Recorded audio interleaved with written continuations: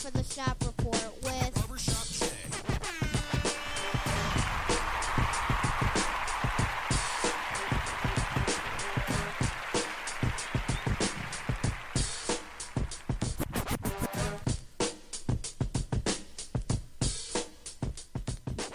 What up, sports fans? Welcome to the Shop Report. I'm Barbershop Jay. I'll be your host for the day. Here's what's happening. If you're up and around, you're out and about, and you want to give us a shout, that number to call is area code 267-687-0026. Once again, the number to call, area code 267-687-0026. And as always, I'd like to remind you the Shop Report is now being powered by none other than the Rocket Digital Media, or should I say the fine folks over at Rocket Digital Media. Excuse me. It's the one-stop shop for all of your digital marketing needs. You can look them up on Facebook at RDM Detroit. Once again, that's at RDM Detroit. Or you can go to their website, rocketdigital.net, ROCKIT digital.net, and tell them BSJ sent you. ESPN posed a question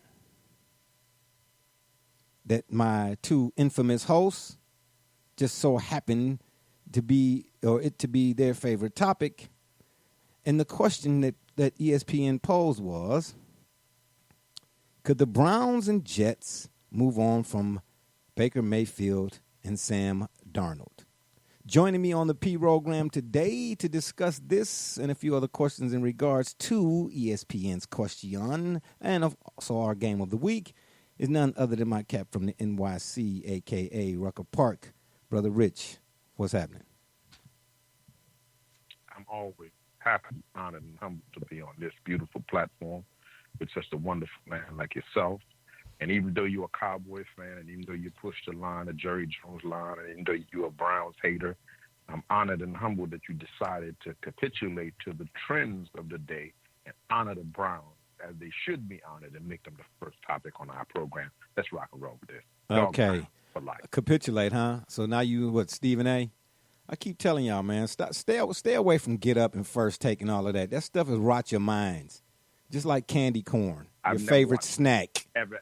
Yeah, right. No, I don't ever insult me like that. Yeah, got you. What you mean? I'm insulted on a regular basis. What you talking about? Fair exchange ain't no robbery. Same time, man. Same time. And on the other side of the ledger, we got my man from up north, Joey James, a.k.a. Double J, telling people what you say. I'm going to turn it over to Dr. Dre. Oh, my God. On yet another glorious Victory Tuesday. Yeah, got you. Okay. Are you all finished? I mean, I've had a few people tell me, man, that Cirque du Soleil act you got going on, it's pretty funny.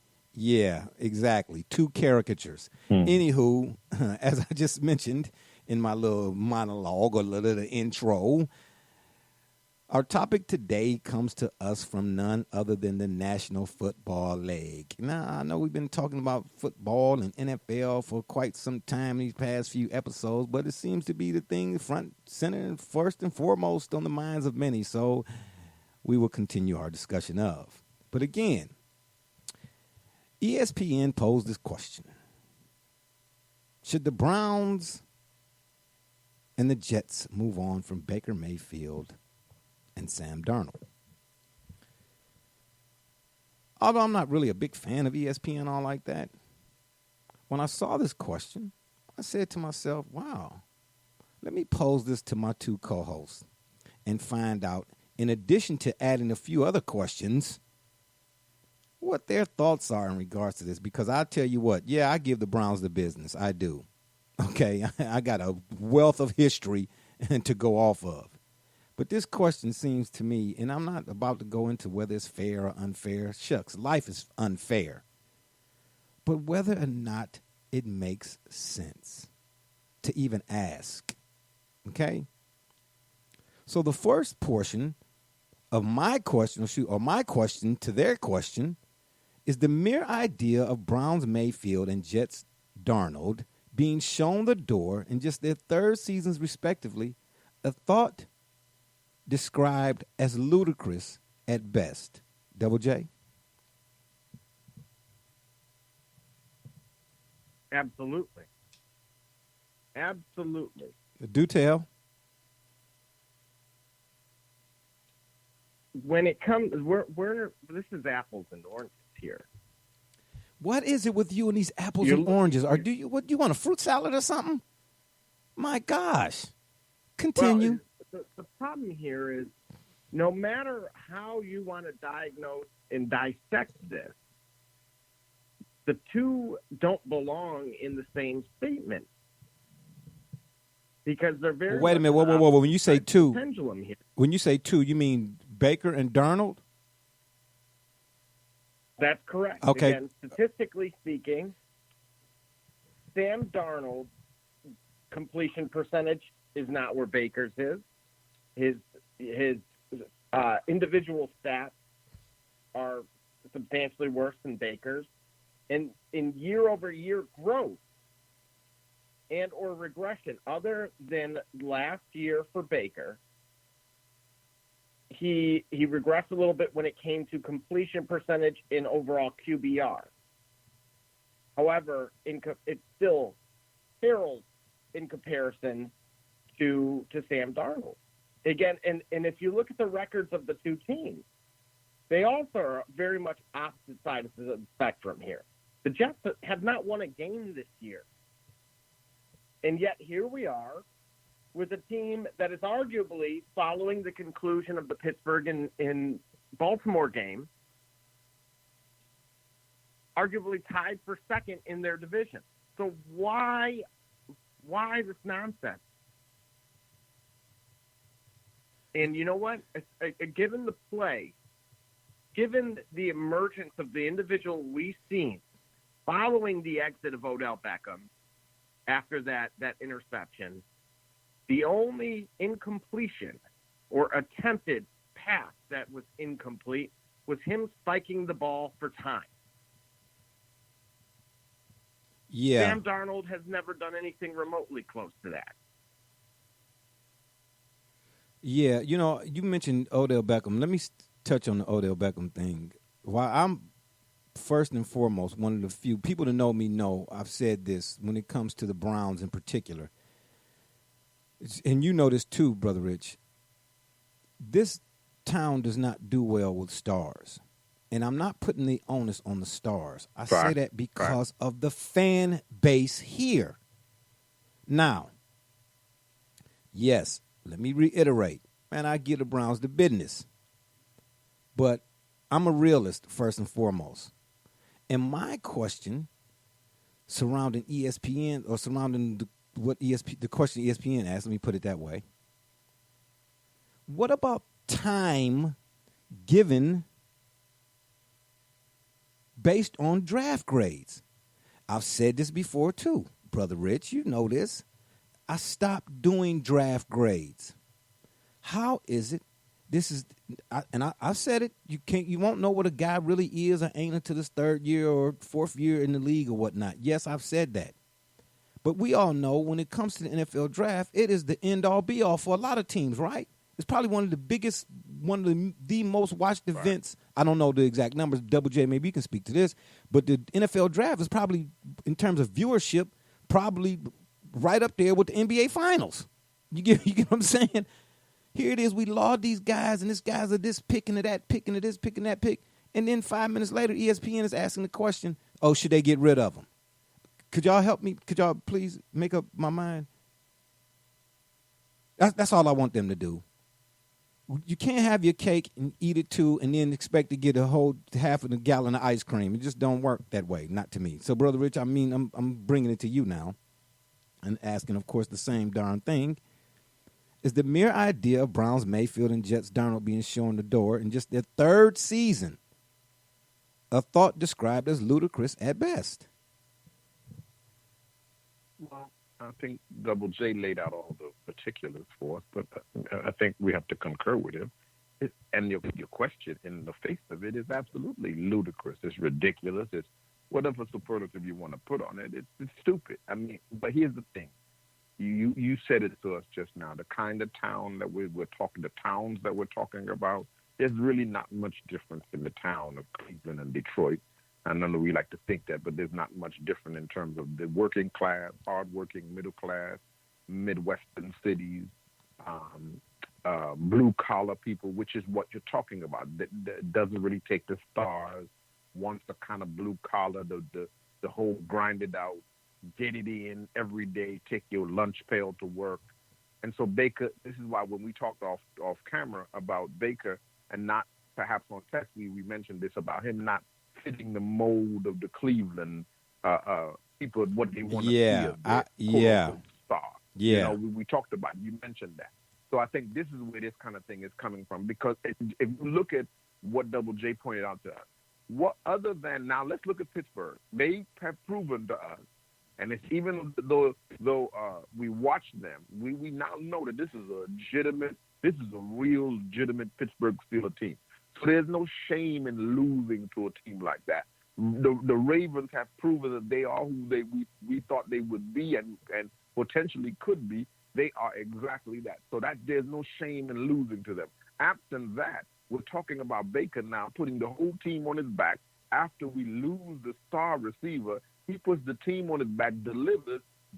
Double J gave us the numbers. How are you talking about trading a player like that, moving on from a player like that, when he's right here battling and trying to take this team where some of us believe this team potentially can go? This is ridiculous. Detroit, who everybody thought was going to be a laughing stock. No, it's you mean the Jets. Sam Darnold's with the Jets. Pardon me, the Jets. Yeah. Pardon me, the Jets. They're battling. The reality is they don't have any personnel. Let's be honest. You can't deliver. Yeah. You don't. What are the Jets doing? Nobody even knows what they're doing. How is that young man's fault? So again, it's ridiculous. Yeah, it's beyond ridiculous. And last thing I'll say before I go to the next one, I'm not going to lie. I like Baker. But my reasons for liking him, his story, his entire story since I became familiar with him, reminds me, okay, and I'm not comparing him, because to me, each player, regardless of who we're talking about, is a one of one. Can't the guy just be a one of one? I don't like, man, he put me in the mind frame of Barry Sanders, or he put it. I don't like when people do that kind of stuff. But what about him reminds me of what I'm about to mention.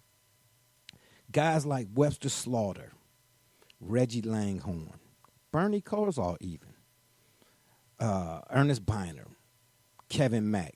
I don't care what schools they went to. I don't care the popularity. It's the what they came with. Bernie I said it before, he got picked in the supplemental draft. Nobody liked Steph Curry almost when he balled at Davidson, but the scouting report was contrary to what you saw him do in the tournament. This is why I don't rely solely on analytics. And I rely more so on complexion. What a guy looked like, what happened during the game, or what was going on. I want to see the complexion. That's why the eye test is the best test of me.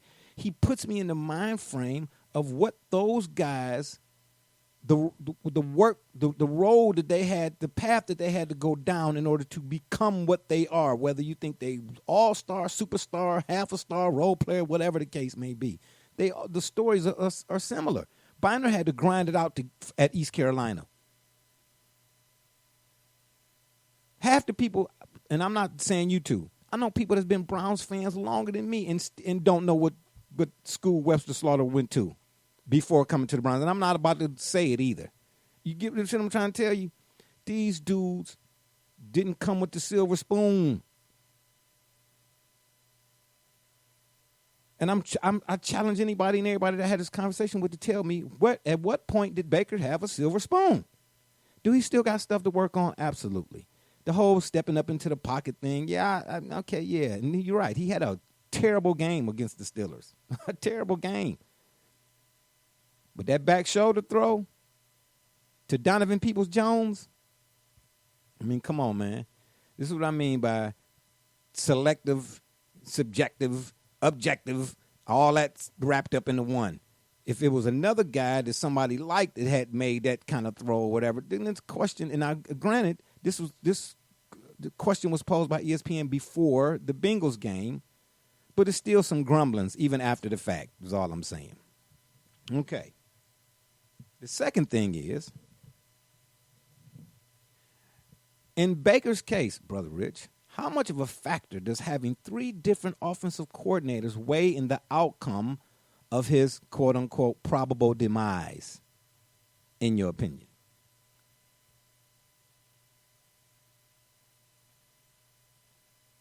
Now, your phone went out for a little bit when you said that. How much of his what? Oh, excuse me. In Baker's case, how much of a factor does having 3 different offensive coordinators weigh in the outcome of his quote-unquote probable demise?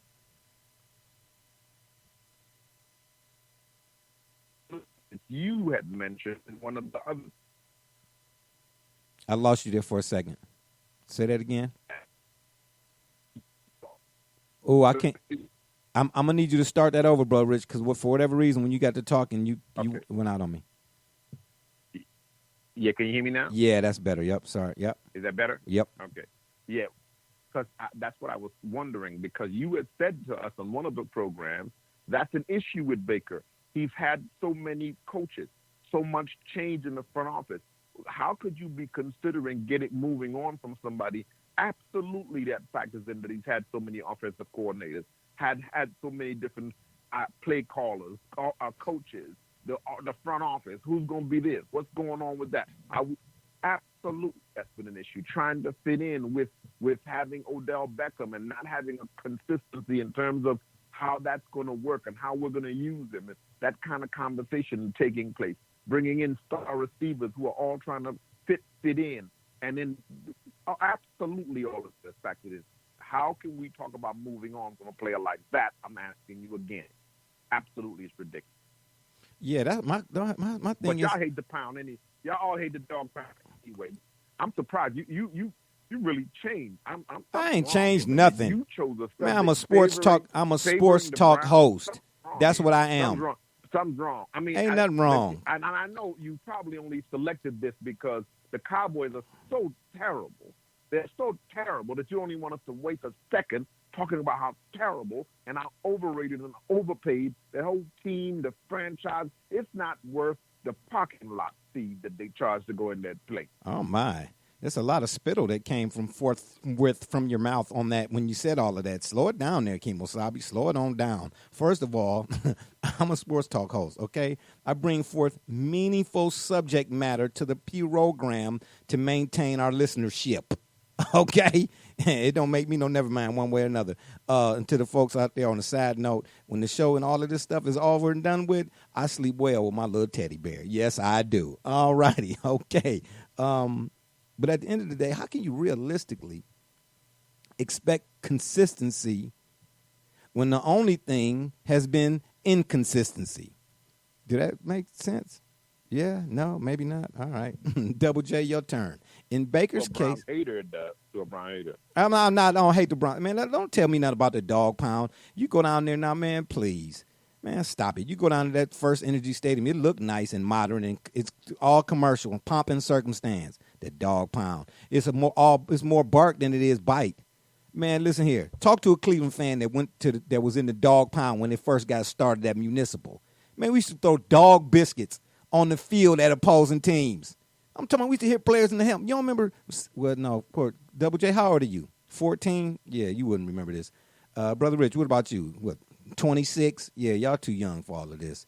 Young whippersnappers. Sam Weiss for the Bengals had to get on the microphone one time in the stadium in Cincinnati and say, "Stop throwing stuff on the field. This is not Cleveland." Go look it up. You know what I mean? We used to throw stuff. Now you can't even bring signs and stuff in. Man, the Municipal was man. Anyway, some lasting memories in that place. Yeah. And if I recall correctly, it wasn't during a playoff game. It was when the Browns and Steelers was really a rival. A fight broke out. A Steelers fan got killed. Now, I'm not condoning or nothing like that. I'm just saying this new pound now is a puppy pound. You can't even have your sign. Spill your beer in the dog pound today. They escorting you out in plastic handcuffs. Double J, in Baker's case, how much of a factor does having 3 offensive coordinators weigh in the outcome of his quote-unquote probable demise? Well, I'll start by saying this. you spill a beer, you might want to escort yourself out because those things are like, $20. But Yeah, anywho, exactly. Back to the task here. Yeah. Here's what is strongly surprising to me. If you were to ask anyone in the league itself, analysts, former players of the position, what to define the quote unquote prime years of that particular skill position, which is the quarterback, what years they would actually tell you, or what range of years. Now, we know genetically from science that men reach their physical peak between the ages of 27 to 32. Generally speaking, you would also, many argue that range of 27 to 31 is when the quarterbacks are truly hitting their stride and prime. So what really astonishes me is that the NFL specifically drafts quarterbacks that are at a very young age, well outside of that quote-unquote prime range, pre-prime, if you will, inserts them into hostile situations, as you're mentioning, whether that's by way of having to learn new systems. And as anyone who has ever played sport of football at any level understands, that the quarterback position is basically has to understand what everyone is doing and responsible for at any given moment on the offensive side of the ball. So any change requires you to relearn something as if it were brand new. Yeah, well. Additionally, Go ahead. Sorry. when you look at the two specimens that we're referring to right now, both of which have only been in the league for 3 years and are the ages of 25 and 23 years old. So again, based on both the scientific side of things as well as the analytical side of things, neither of which have hit their prime yet. And yet we want to play judge and jury ahead of time when there's all these additional variables. And truthfully, that notion, everything I just laid out, should actually make the entire league reevaluate when they're drafting that position. So wait a minute. So, let alone when they're putting them in the. Go ahead. Yeah, are you suggesting then that teams should not draft quarterbacks high? Or absolutely, and the okay. reason being is they have the most. They're the most, as we know, they're the most risk-reward position. I would encourage you to look at the stat of number one quarterback and selected number one overall, and you would have to go all the way back, I believe, to Peyton Manning. I want to say well outside of that range to find one that actually had a great career. And again, the reason for that is you're telling me the worst team is supposed to get a quarterback, and then that's supposed to change everything. As we just I do not understand that ideology. Based on that alone, I ain't mean to cut you off. Absolutely. Based on that alone, if you're that's a good. I'm glad you put that out.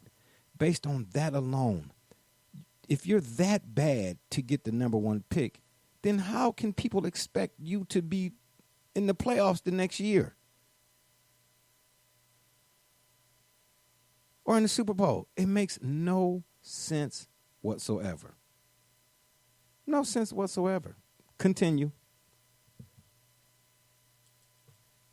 So again, looking at all of those facts and then being able to again, bring it back to the two individuals we are looking at and making one of two notions. Are they still improving? Again, on paper, year over year. Has the team itself around them gotten better? Has the coaching staff remained in place? Because we know from the Jets side of things, they're likely to have new everything next year, including a general manager hypothetically, I'm even hearing that I think somebody's trying to sell the team too. On top of that, so yeah, I heard that too, but I didn't know how true that might be. Going on. I heard that too. I heard that. Basically, what tells a 23-year-old kid? And this is why I believe we may see a trend here in terms of changes. There has to be a change in philosophy and ideology in one of two ways. Either you're going to start seeing quarterbacks stay an extra year in college for the right opportunity, for a better opportunity, or you're going to see a change in how the selection process takes place within the draft and the ideologies on that side. Because, again, look around you. With all the other teams there's really a few things in common. Either most of these guys were not drafted very early, meaning not that number 1, 2, or 3 position, or they had certain systems around them that were in place, basically stability. And this is why this is not a you insert this and then you get that, as you were just mentioning. And for those that believe that, they need, again, that's why they're fans. There's no other way to say it. Yeah. 267-687-0026 is the number to call. Again, that number is 267-687-0026. As always, the Shop Report is being powered by none other than the fine folks at Rocket Digital Media. It's the one-stop shop for all your digital marketing needs. Of all the quarterbacks, Brother Rich, who've come through Cleveland, and you don't have to list them all here, but you are familiar with that the list is definitely long. Of all the quarterbacks who've come through Cleveland, said to have not been given a chance, what about him being Baker, specifically says that he, too, should be added to what seems to be, as I just mentioned, the never-ending list. And as an addendum to that,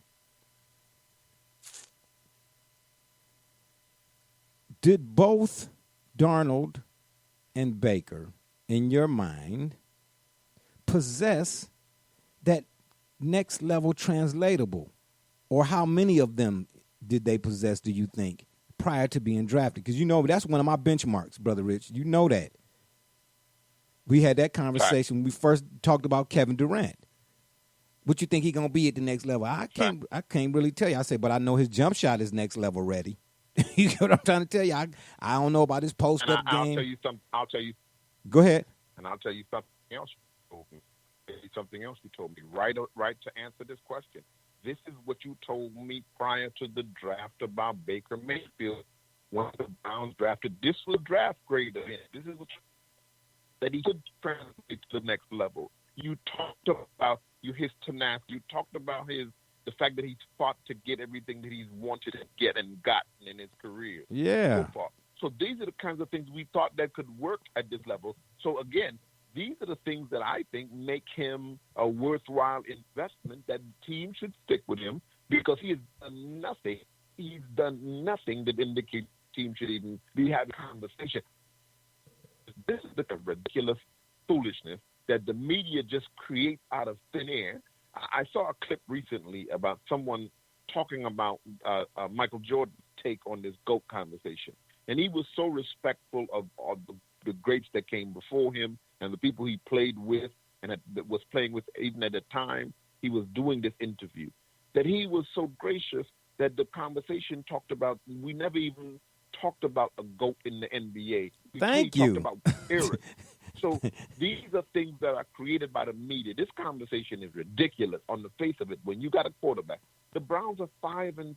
The Browns are contesting in the toughest division, not the Cowboys, not the Buffalo Bills.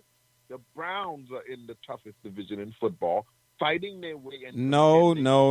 I don't know if this. Every opponent. I don't know. The NFC West might lay some claims to that now, being the toughest division. You say what you want to say. You can say what you. They're not dealing with Pittsburgh and the Ravens every weekend, and the Cleveland Browns who are dealing with it with teams this week every weekend. Okay, they're not dealing with it now. And an emerging quarterback in Cincinnati that's throwing up 500 yards. Yeah, throw up 400 or 500 yards a game every week. Contest. So Yeah. that's a division there. Yeah, I mean, he might be the first rookie to break whatever record for most 300-yard passing games in the season. I mean, if they can keep him upright, you know what I'm saying? So, yeah. And Baker beat him. And Baker beat him. And Baker beat him, throwing up the stats that Double J gave us, 22 for 22. Well, I mean, I've long since said. Yeah, I know. We know what I've you long mean. We know since what you said mean. he does not need to be a guy to we throw know the what you ball mean. 45 times a game. That's why I thought it was laughable for Hugh Jackson to come out and say the Browns ain't doing with Baker Mayfield. They not. What good did you doing? What good did you do Deshaun Kaiser? What good did you do Cody Kessler? Do I need to keep going on? And this ain't no knock against Hugh. He might be a nice guy and all of that. But anytime you ask your young quarterback to throw a flea flicker from his own end zone, you know, I'm not even about to go down that road. Double J, of all the quarterbacks who've come through Cleveland, said to have not been given a chance, what about him being Baker, specifically says that he, too, should be added to what seems to be, quote, unquote, the never-ending list, or the quarterback carousel since 1999. Now, just to confirm, you're asking what is he doing specifically that he would deserve to be a part of that list? I'm saying of the carousel. Yeah, I'm saying the suggestion now, based off of ESPN's question again prior to the Bengals game, was that the Browns, of course, should move on from Baker, and now add him basically to the list of all the other quarterbacks who've come here and have failed, so to speak. What is he doing? Because I don't see what he's doing to be added to that list. I just don't. Of the quarterback carousel. Yeah, absolutely, and you're also correct that there isn't anything that he's specifically doing to make himself a target. It's the difference is what you pointed out earlier in the segment, and even during previous programs, that the fan base in Cleveland allows for this type of slander to take place and has accepted it until the fan base says, no, this is our guy. And that needs to be echoed also from the coaching staff. Yeah, and otherwise, and I'm glad you pointed that out. Allowing that to happen.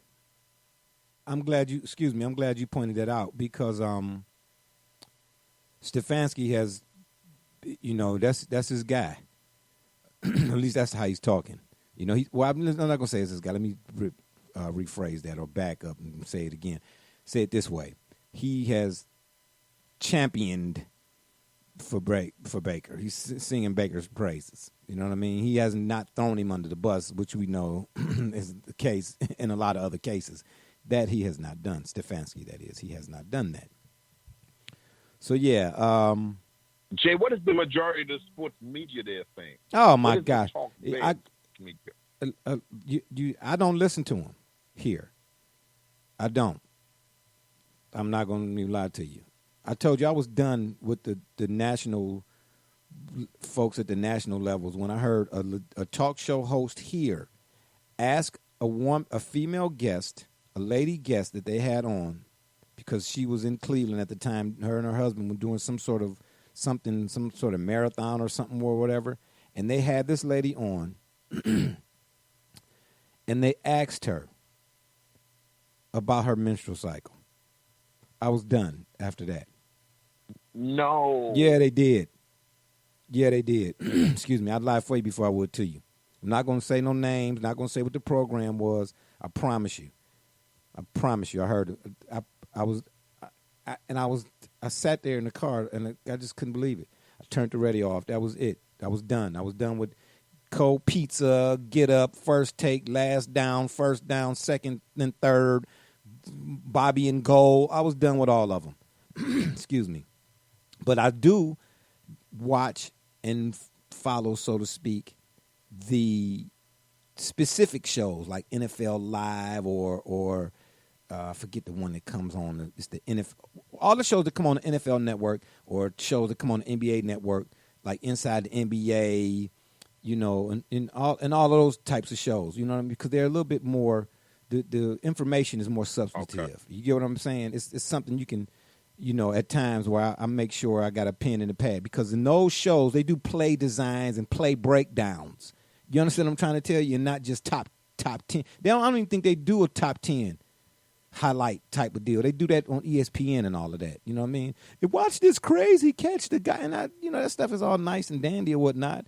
You know what I mean? But again, then they say, but the guy they show you make this incredible catch, but his team goes on to lose the game 35-2. You know, it's like, okay, well, I appreciate his shine. But it seems those commercialized programs have seemed to become more about the like I said, pomp and circumstance than what's pertinent.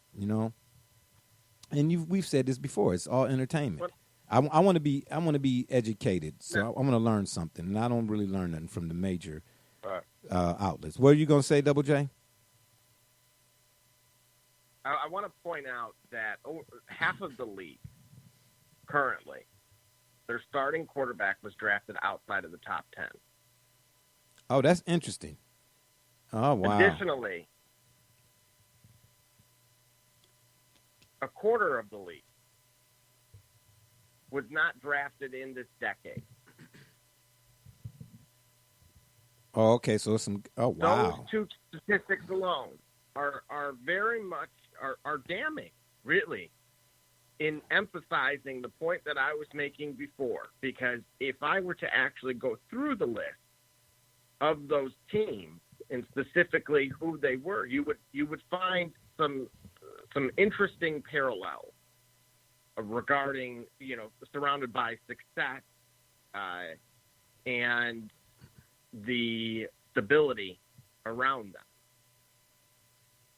And so when we're gauging this is why you can't have these joystick general managers and, every, Muppet that has a microphone.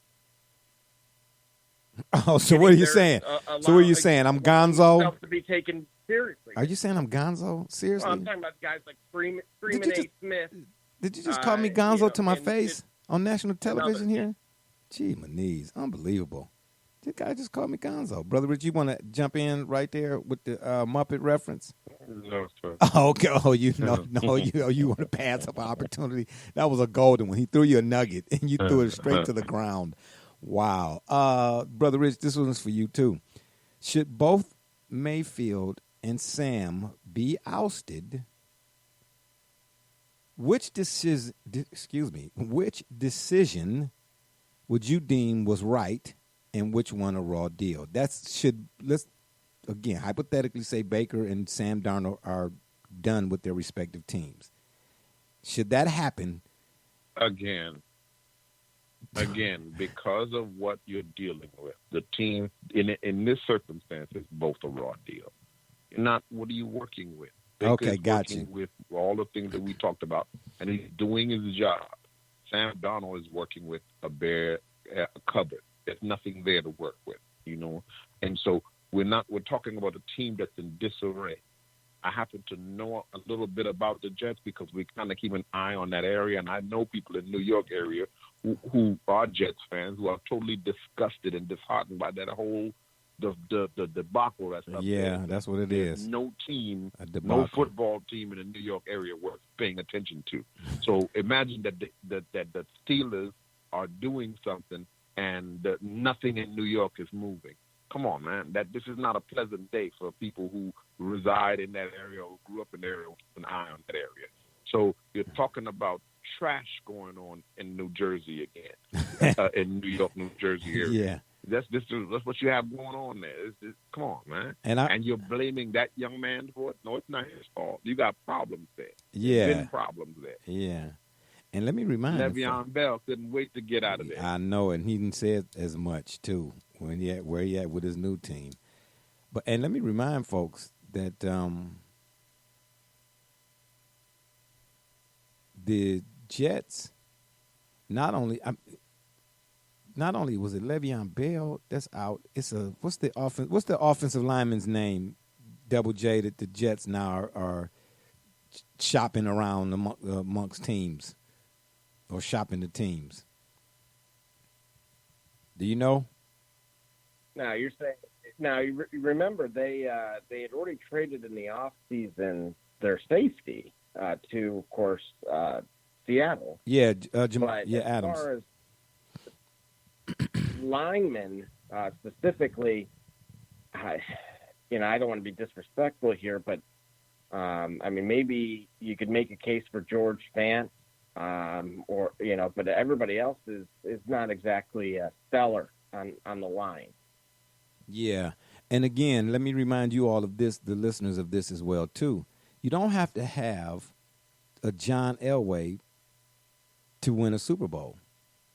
I mean, my goodness. Didn't we not say a time or two before that the Giants, that lowly New York team now that Brother Rich speaks of, 1-1 with Jeff Hostetler?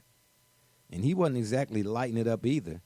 You know, you can't expect to draft a guy to a team that was first in selection and expect that team with that guy, if there's nothing else there, to be in the playoffs the next year or the following year. It just makes no sense to me. So, Double J, again, excuse me, I'll ask you, should both Mayfield and Sam Darnold be ousted? Why can't I say that right for whatever reason? Which decision was right and which a raw deal in hindsight or hypothetically? So, a raw deal, absolutely, first and foremost, would be Baker Mayfield. I get it. We all watch his game very, very closely and overanalyze every missed pass, deep ball that is slightly off target, however that may play out. In Darnold's standpoint, again, the difficulty is he has absolutely nothing around him. He's got a 50-year-old running back with Brent Gore. I know that's your you guy, but that might as well be you out there. Yeah, you ain't lying. He has arguably one of the worst head coaches in the game in Adam Gase. There's absolutely nothing for me to say that this guy, I believe he will get another opportunity to be a starter in the league, and he will make up for that 25%, if you will, that you talking about Sam Darnold? Presently. Yeah, absolutely. I think he's going to get another opportunity if the Jets decide to move on. Gotcha. Certain franchises, that's the only way you can get any kind of momentum is bringing in a new quarterback to, be the quote-unquote future. But again, you fail in every other fundamental element of putting a quality team around them. And then you want to hold them accountable equally as you would a head coach or a general manager. And, again, simply put, that's very, very difficult, to solely put on his shoulders. Yeah, and, by the way, I want to send a shout-out to my man down there in the Detroit Motor City. That is Matty Stafford. I repeat, Matty Stafford, who, in my opinion, is one of the most underrated NFL signal callers that I can recall. Now, I know my memory doesn't always serve me correctly, but every now and again, you know what I mean, lightning in a bottle, baby. And while there's lightning in this bottle, I'm going to strike while the iron is hot.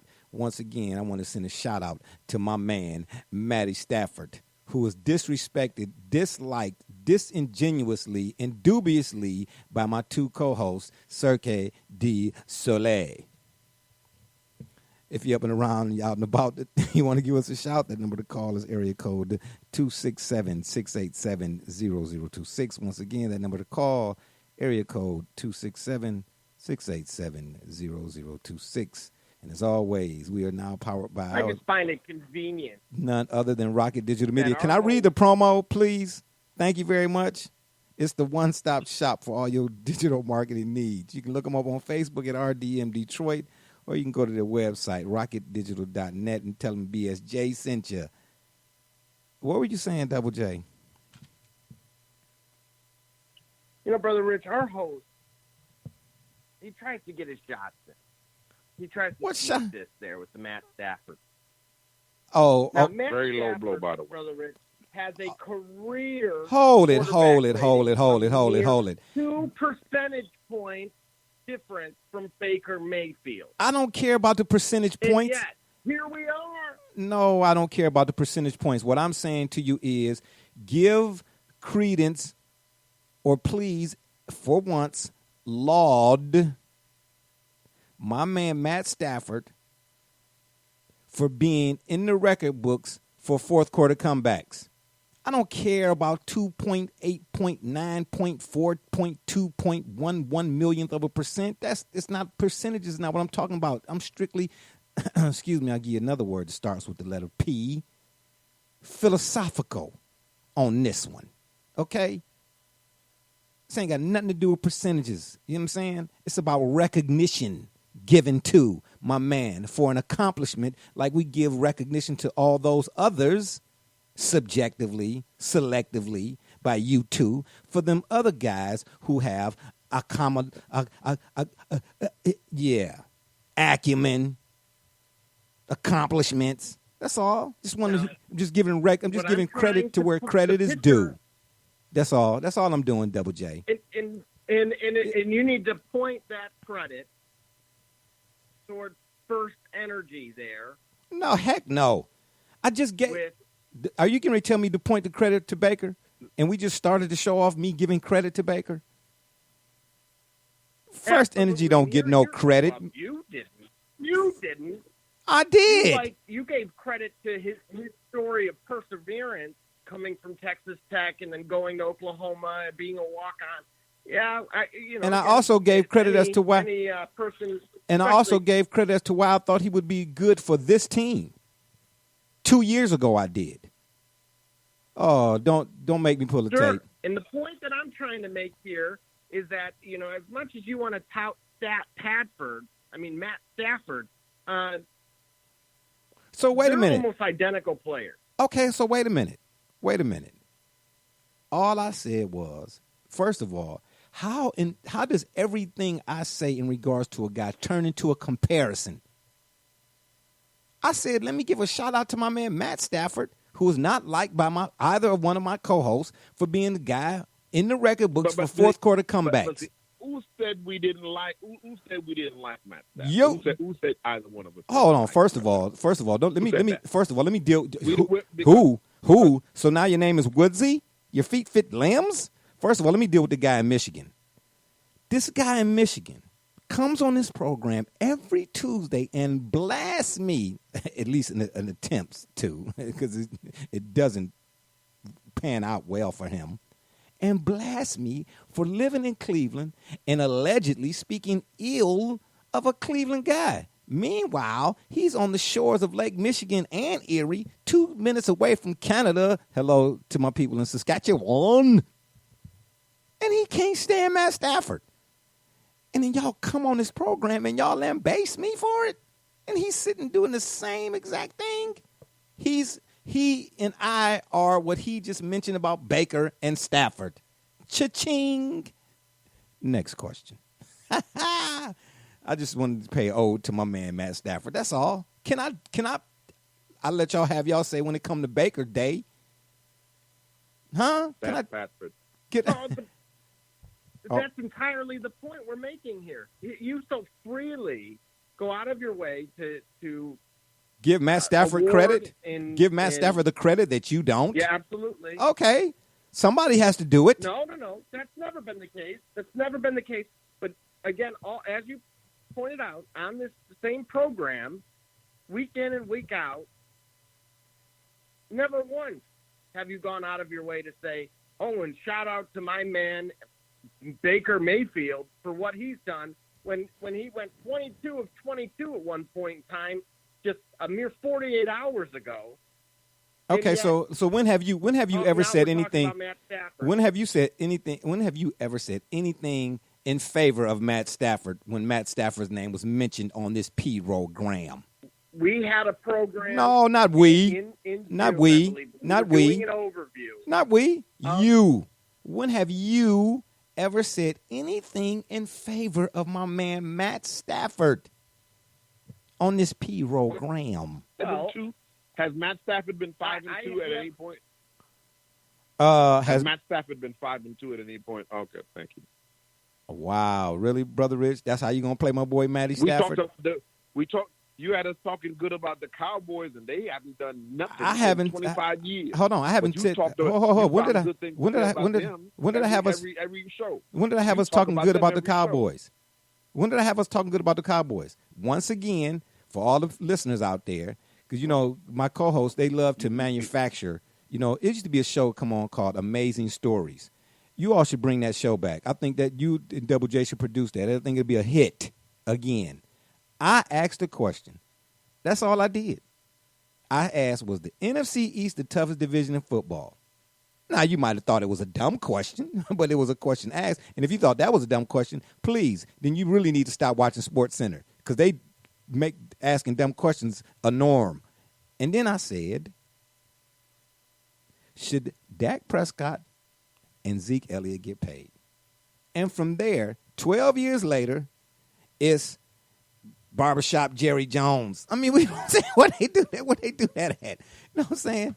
Boy, No. Wait a minute now. You also, prior to, oh, please, had a dedication to the NFC East. I asked, was it the toughest division in football? Seriously? Look, whatever I said or didn't say, that's my story, and I'm sticking to it. How about that? Once again, shout out to my man Matty Stafford, you know what I'm saying, for being on the fourth quarter comeback list, even though my two co-hosts don't give him the respect that he deserves. You understand? In our next segment or portion of the P-Roll. Well, he hadn't done anything else while he'd been in the league, so he might as well put up numbers.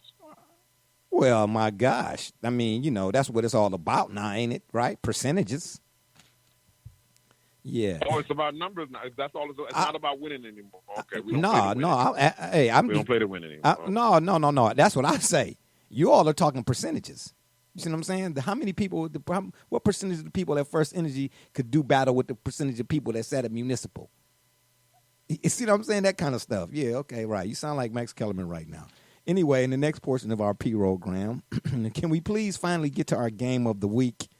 Thank you. I went and looked at the schedule for this upcoming week. And what is this being? Week 8? We're at the halfway mark here now after this Sunday. And I'm saying to myself, there are not really 3 games, because that's what we were doing. We were doing 3 games to watch. And I'm saying, there's really not 3 games to watch. Wow, NFL, they need to do a better job of scheduling. But anyway, I said, well, we'll go 3 games. I saw 1 on the schedule. I said, wow, this may be one to have a discussion on. And that, of course, is the 49ers at the Seahawks. And we start things off in this particular category. Did you all see DK Metcalf's run down against the Cardinals? No, sir. You didn't? I certainly did. Oh, my God. Brother Rich, you didn't see that and you giving me all this flack? I'll give you a pass. I'll give you a pass this time. I'll give you a pass. You had 10 toes in the sand in Hawaii last week. I'll give you a pass. They don't have TV, ESPN down there. It is in America, right?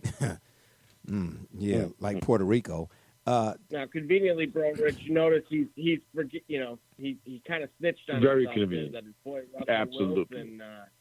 Wilson nearly threw a pick 6 had he not gotten chased down by like a cheetah with a gazelle.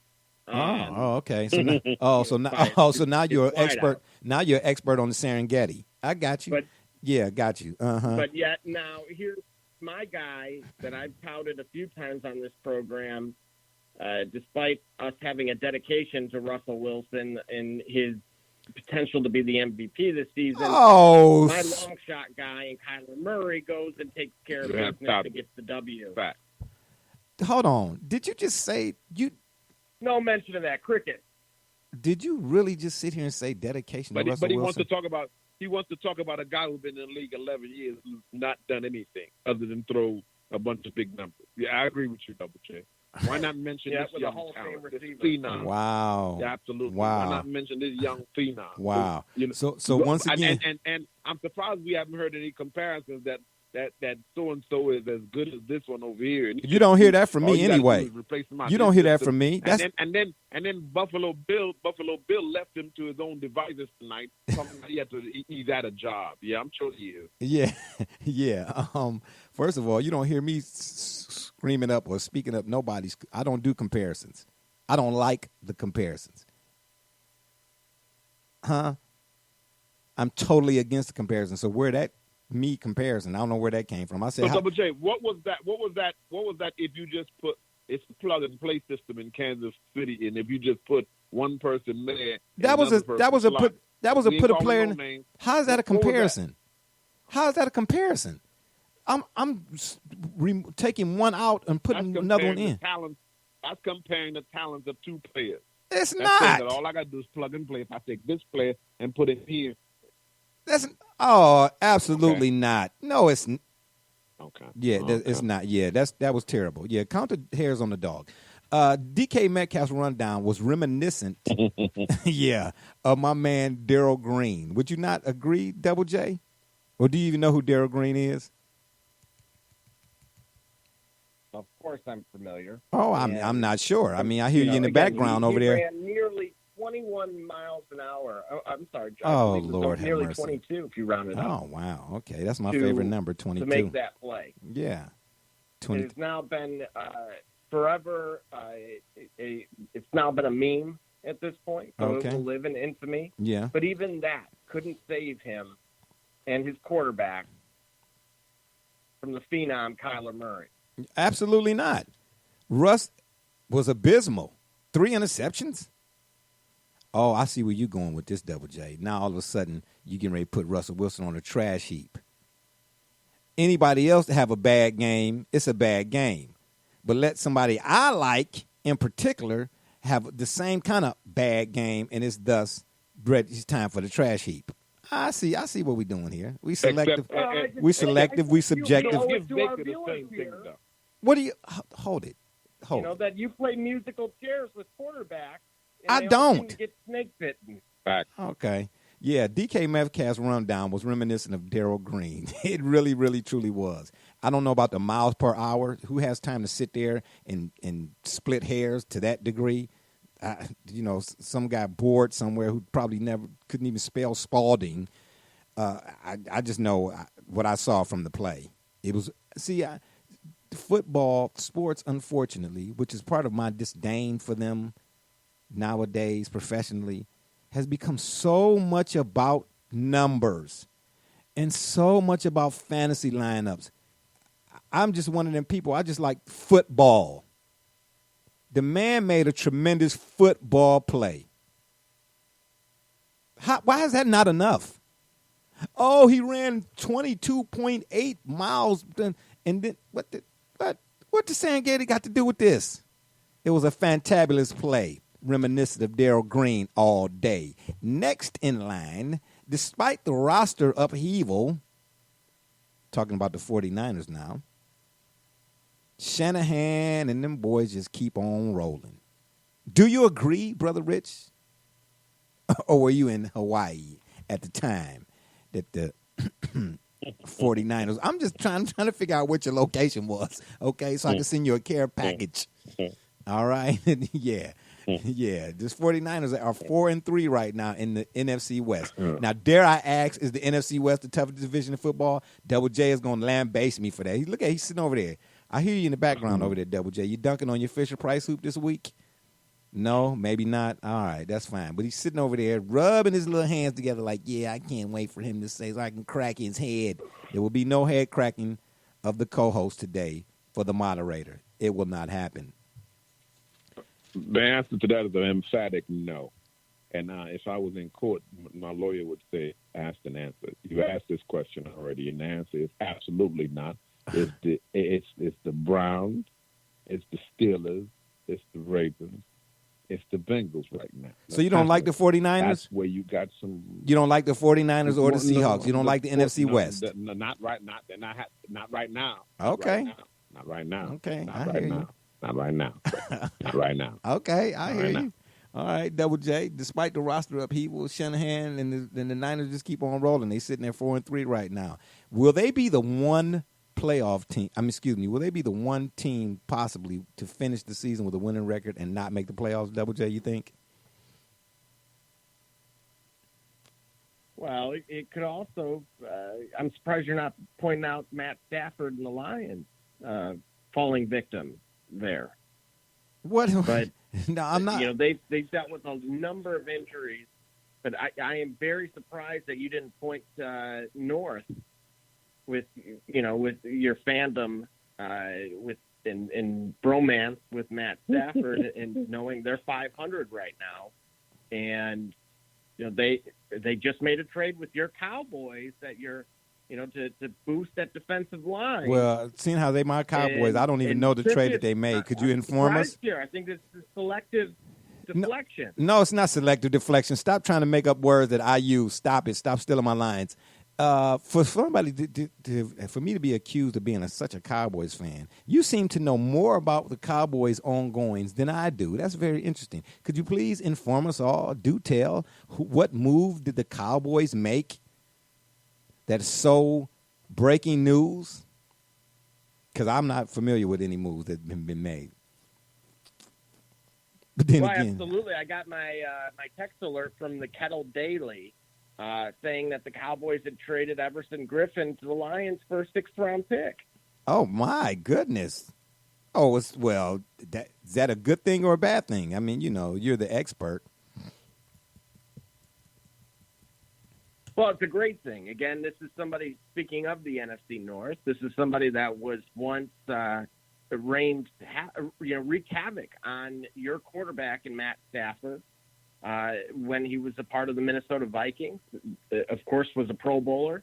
And so absolutely to be able to put him on a already decent defensive line should, potentially get them into that same conversation that we're having right now about San Francisco and having a successful season. Traditionally when Matt Stafford's had successful seasons, that's been by way, like Brother Rich is pointing out, usually 9-7, and I think there was 11-5 in those 11 years. Yeah, but the Lions, the Lions don't have in totality what the other teams in NFC this year who might vie or bid for the playoffs. They don't have. Well, they got Galladay, but they don't have what the Packers have in Devontae Adams and all them. I don't even know all them other guys. I just know they got Donald Jones or something. I mean, and they don't have. Well, let's talk about that. Are you suggesting that your guy isn't capable? It's not apples to apples. It's apples to oranges between Rodgers and Stafford. Because once if again, you look at that position, I do not eat fruit to the tune that you do. Stop with the grapes and the pears. Second of all, I'm just giving a salute to my man Matty Stafford for not having what the other guys have and still being mentioned by a guy who went to Purdue on this program. Matt Stafford show tonight. The show's about Matt Stafford. No, I'm just trying to figure. Just as you say, I say Matt, you say Stafford. I say Matt, you say Stafford, and we can try it like that for the rest of the day. Oh no, we're not. That's not going to happen. That's not going to happen. Your boy was on the Buffalo Bills the last couple of weeks. Your Cowboys have gone down the toilet. So you got to ride. Now you riding Matt Stafford's coattail. Hold on. First of all, where we at now? First of all, Matt Stafford. Let's Matt Stafford. Let me stand up and salute Matt Stafford. Okay, well, listeners, let's take a moment. That's not a slight, by the way. You know what I'm saying? That's not a slight. You know what I'm saying? Matter of fact, I'm going to go get me some tissues because you almost made me crocodile up right quick when you made, you know what I'm saying? Because that's such an honor in my estimation. I don't know what you're talking about. This ain't nothing new. Me mentioning Matt Stafford, that's not the first time. And I'm not riding with the Lions. Why you trying to insinuate, implicate? I said I like Matt Stafford. Well, here's why I'm going to disagree with you here. Whoa. In comparison to here we the go. Lions roster in Green Bay. I'm talking. See, you didn't let me finish. Devontae Adams, you didn't let me finish. I said Matt Stafford does not have what all those other teams that are vying for possible playoff spots in the NFC this year have, and I'm including those teams. I mentioned the Packers first, but I was going to go to the Rams, even the who else we got in the Seahawks, maybe offensively, if nothing else. The Buccaneers. Who else is in the NFC? Oh. Well, they might have what the Bears have. I don't even know if they have no, they don't even have a defense like the Bears got. Please. And they do power rankings. In your power rankings, in the NFC power rankings of teams who could potentially, based on their record and what the record looks like now in terms of wins, losses, 3-3, 4-2, yada, yada, yada, where would power rankingly wise would the Lions be in your power rankings of the NFC teams? That's what I thought. They're right up there at this point. What? Because of everything that we're discussing here. I just mentioned that they just acquired a Pro Bowl defensive end. Well, he ain't played yet. Play alongside. We don't know. Another Pro Bowl defensive end with Trey Flowers. Oh, yeah, right? Trey is nice. Additionally, I believe, I believe Jamie Collins is still there. You have Desmond Trufant. You have Duron Harmon. And then, of course, offensively, you have Adrian Peterson, DeAndre Swift, Kerryon Johnson. Who, and what? And again, and how many of these guys that you're mentioning? Decker, how many of these guys that you mentioned are you on your fantasy football team? How many of these guys for the Lions offensively? Well, just given by nature that I mentioned defensively for the most part. Okay. But given, I'm surprised all of them, I couldn't acquire any of them because you had them all. First of all, I don't play fantasy football anymore. And second of all, in the world of fantasy football, not even including yourself, in general, when a draft is held or when the fantasy drafts were held this year, you being the expert, how many people do you think in all of the fantasy drafts around the country picked any of those Lions players or were chomping at the bit to pick any of those Lions players that you just mentioned offensively? Just the offensive side of the ball. Absolutely. Speaking offensively, Swift was ranked very high. Adrian Peterson was not on the team yet. He was still on Washington. Okay. And so, but the fantasy experts, if you will, were all very high on DeAndre Swift this year, and it's working out, obviously. Okay. Stafford specifically is in the class. He's not a tier one quarterback. Oh, he's not. So total like disrespect. Rodgers, but he's right in that tier too. He's still a top 10 quarterback fantasy wise. Galladay was taken in the wide receiver 2 range, so he's off the board in your second round once the running backs go. So it as much as I get what you're trying to do here, but this is where I'm not trying to do anything. I'm just asking. You're wrong. Are people clamoring? Are people clamoring for Lions offensive players like they are Packers and Buccaneers and Seahawks and Rams and 49ers offensive players? They're not. I would argue yes. Oh, please. I would, absolutely. Stop it. Devontae Adams is the only Packers receiver that you would see on anyone's roster. Well, I'm not just talking wide receiver. I say offensive players. I'm talking about tight ends, running backs. Galladay are on people's rosters. I'm not just talking wide receivers. Robert Tonyan only came out of the woodwork 2 weeks ago. But I'm not talking just wide receivers, though. I'm talking wide receivers, tight ends, running backs, all of the skill position type players.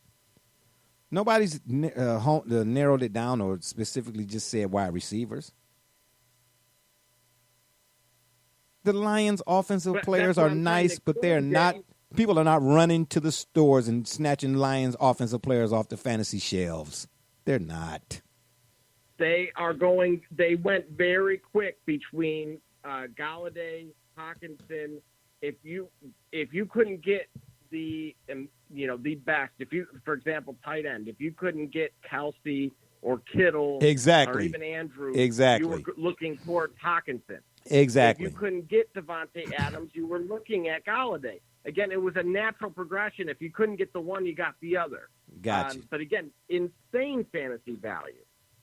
Okay, well, who are they? Who are fantasy players looking at first? Are they looking at Lions offensive skill players first? No. Your turn. All I'm telling you is, once again. Well, this is where I'm disagreeing, because, again, you're looking at it from a league perspective. And we're not going just Green Bay versus the Lions. But what I would say is this.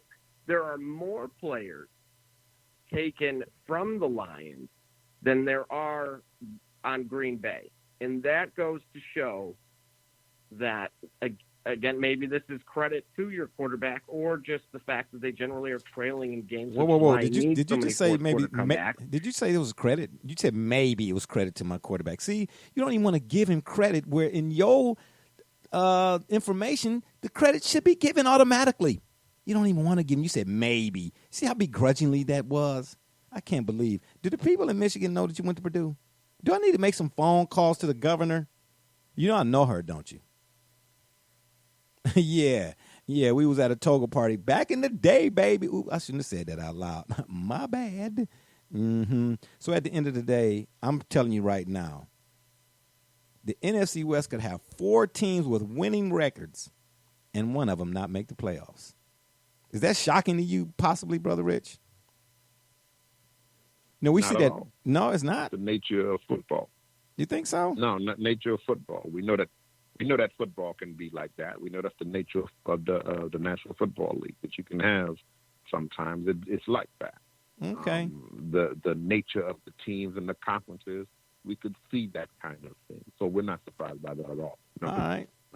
So I'll ask you, do the 49ers beat the Seahawks in Seattle? Or does Russ and the Seahawks, do they bounce back and keep on running? No, Russell and the Seahawks bounce back. You think so? If you're asking me in a game like that, I'm putting my proverbial, and that's all it would be, proverbial dollars on Russell. All right, it's all good. I appreciate that, Brother Rich. Thank you. You know what I'm saying? Double J, will the 49ers beat the Seahawks? Or do the Seahawks win because they're keep the ball rolling? String running back.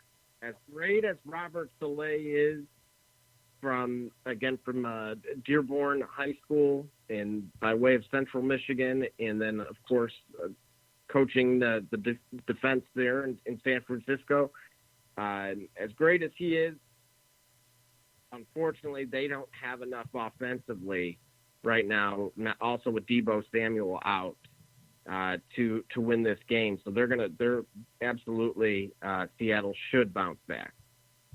What do you think Shanahan's game plan will be with him having key offensive players out? Well, it's absolutely going to be time management. It's going to be the psychology behind where the strengths and weaknesses are between these teams. As we've just talked about, even the point that I made a moment ago, is the discipline that San Francisco has on the defensive side of the ball. The lack of or really the next man up mentality that they've had offensively when it came to the running backs is really just more so a testament to their O-line. But Garoppolo, from Seattle's standpoint, they have to make him throw the ball and take away George Kittle, so take away the middle of the field, because Garoppolo doesn't really like throwing to anyone other than Deebo Samuel, who, as I mentioned, is not available for this game.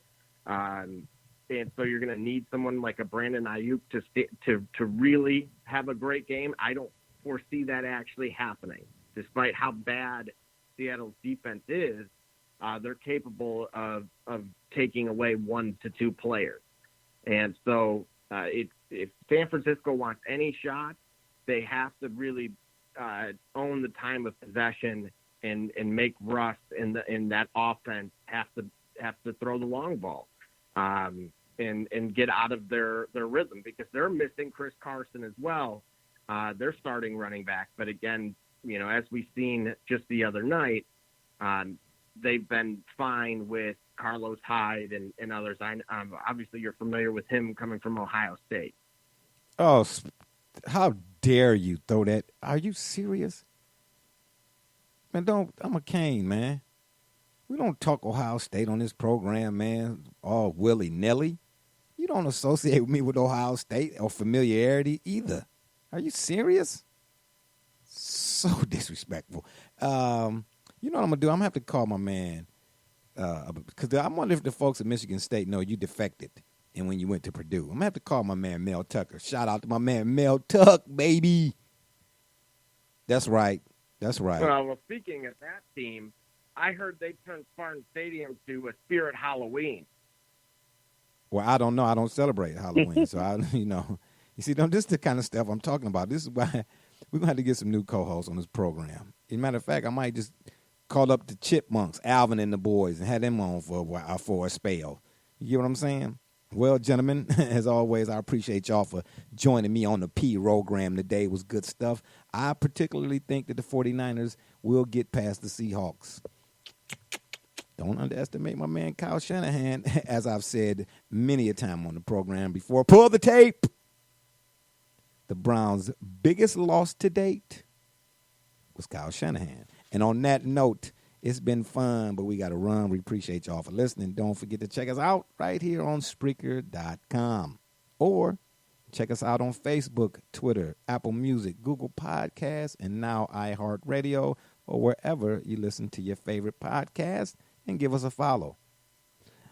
Or also, don't forget to check us out. Don't forget to subscribe, I should say, to our YouTube channel.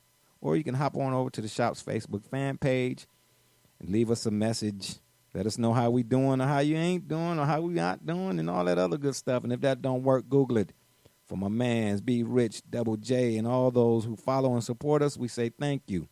I'm Barbershop J, and you've been listening to the Shop Report. And remember, we are now being powered by Rocket Digital Media, the one-stop shop for all your digital marketing needs. And remember, the next time y'all want to know what's really going on, man, come to the shop.